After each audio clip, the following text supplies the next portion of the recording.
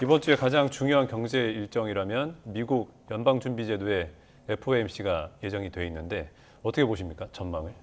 일단은 이제 금리를 동결할 것으로 보고 있고요. 이건 저만의 전망이 아니라 거의 뭐 시장 전체의 전망이라고 볼 수가 있을 겁니다. 그런데 단순히 이제 기준금리를 이번에 어떻게 결정하느냐가 중요한 것은 아니고요. 향후 그럼 앞으로 언제쯤 금리 인하가 있을 것이고 뭐 내년에 뭐 경제 전망이라든지 아니면 금리 전망은 어떻게 할 것인지 이런 부분에 대해서 여러 가지 정보가 이제 발표가 될 것이기 때문에 그것 때문에 좀 더 이제 주목이 되고 있습니다. 교수님 보시기에 지금 미국의 기준금리 인하 가능성 시점은 언제로 좀 보고 계세요? 사실은 저는 이제 기준금리 인하 시점을 내년 2분기 정도로 보고 있는데요. 지금 시장이 그거보다 좀 앞서가는 지금 경향이 있었습니다. 왜냐하면 최근에 미국의 이제 소비자 물가지수 상승률이 굉장히 빠르게 하락을 하고 있습니다. 소비자 물가지수 상승률뿐만이 아니라 개인 소비지수 물가지수 상승률도 빠르게 하락을 하고 근원 소비자 물가지수 상승률도 하락하면서 물가가 이제 기조적으로 하락하고 있구나. 이제 더 이상 금리 인상은 필요가 없겠구나라는 시장의 기대가 확산이 되면서 오히려 금리 인하 시점이 이제 앞당겨질 수 있다는 전망도 나오고 있는데요.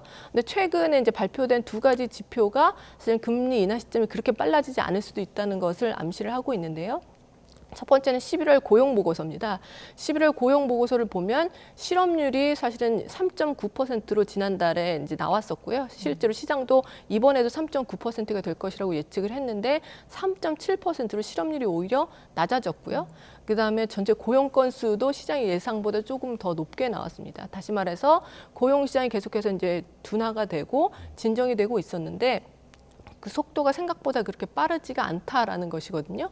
그러니까 사실 경기가 침체가 되면 물가도 더 빠르게 떨어질 거고 금리를 좀 더 인하하는 시점도 앞당겨질 수 있는데 고용 시장이 아직까지도 탄탄하다. 그래서 금리를 그렇게 빨리 인하할 필요가 없다는 그런 이제 근거로서 활용이 될 수가 있겠고요.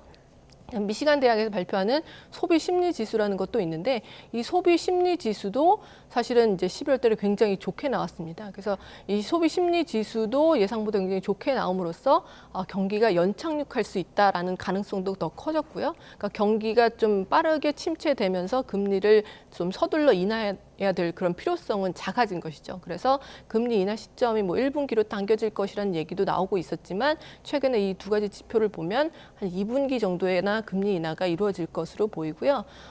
그런데 이제 경기 침체는 아무래도 그 폭은 그렇게 크지 않을 것으로 보이고 미국 경제는 그래도 앞으로 상당 기간 좀 탄탄하게 이어질 것으로 그렇게 전망이 됩니다.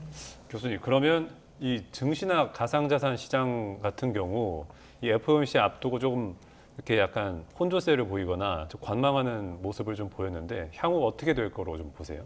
금리가 이제 더 빠르게 인하될 것이라고 기대를 하면서 사실은 주가도 빠르게 뛰고 뭐 여러 가지 가상화폐라든지 자산 가격이 빠르게 뛴 측면이 있는데요. 그런 부분은 좀 조정이 되겠지만 아무래도 뭐 소비 심리 지수라든지 아니면 이제 뭐 고용 시장 지표들을 봤을 때 연착륙 가능성이 점점 높아지기 때문에 경기가 그렇게 나쁘지 않으면 그런 부분 때문에 또 실적도 나아질 수 있고 해서 뭐 주가가 그렇게 많이 크게 하락할 가능성은 크지 않고요. 금리 인하로 인한 기대는 약간 조정이 되겠지만 경기가 그렇게 나빠지진 않을 거기 때문에 전반적으로 자산 시장에 그렇게 큰 충격이 있을 것 같지는 않습니다.